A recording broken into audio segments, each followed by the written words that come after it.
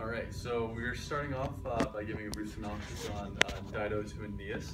So Dido was the founder of Carthage, and she began the city after being in exile from another land. And then Aeneas, who was a fighter for Troy, left Troy after the fall of Troy, and he was destined to go found Rome.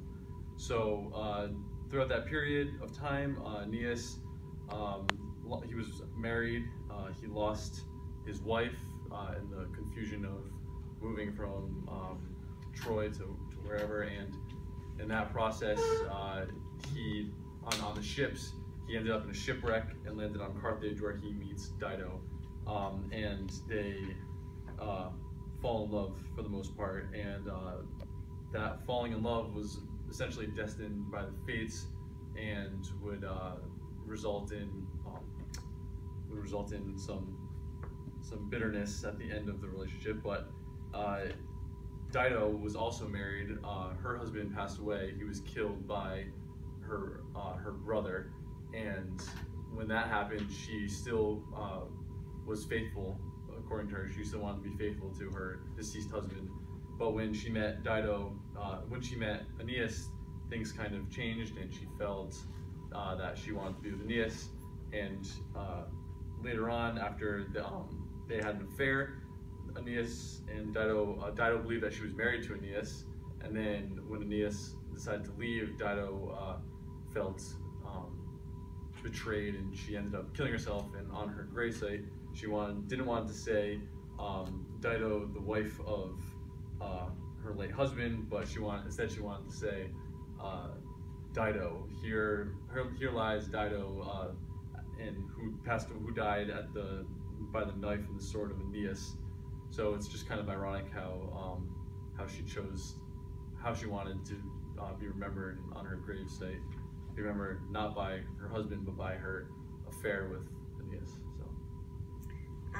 So we were saying that Ovid's version does not necessarily reflect the truth 100%. One of the differences that we found was in the letter, Dido kind of pleased to Venus and Cupid, Venus being Aeneas' mother, Cupid being Aeneas' brother, to kind of like soften his heart, because she really wanted to be with Aeneas in the letter. Whereas in the myth, Dido really wanted to be faithful to her late husband, and Juno and Venus actually kind of made them fall in love, which was kind of beneficial to both Carthage, which Juno really wanted to keep safe, knowing that it was Aeneas' fate to go on and establish Rome.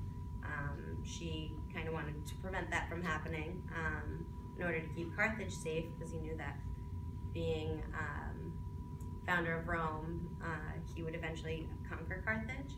Whereas Venus really wanted to keep Aeneas safe and make sure that he could go on to conquer Rome.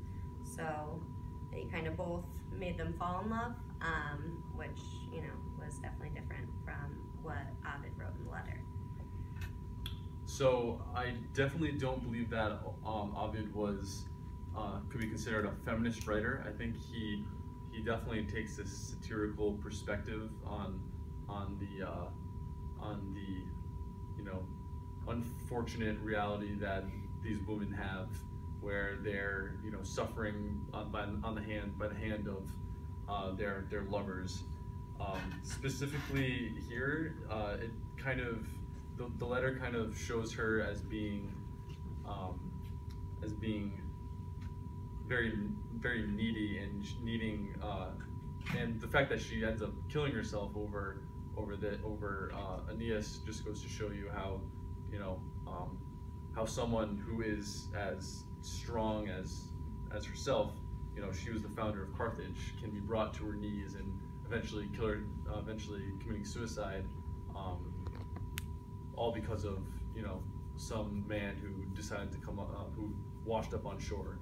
So I think that's definitely an interesting perspective that Ovid provides. And then for part C, I kind of continue on with what he was just saying.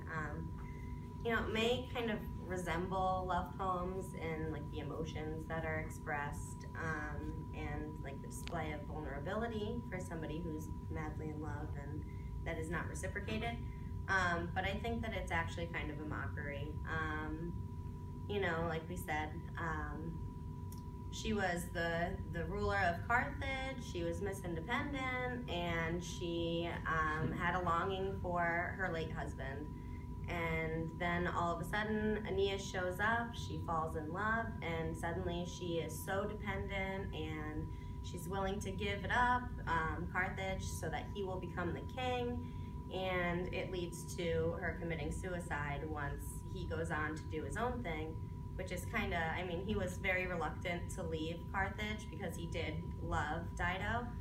But, I mean, he still went on to do it, whereas Dido kind of just suffered through it and ended up killing herself. So I think it really kind of, I don't know if it necessarily mocks the vulnerability experienced by women at the time and how dependent they were, but it definitely comments on it in a kind of negative way.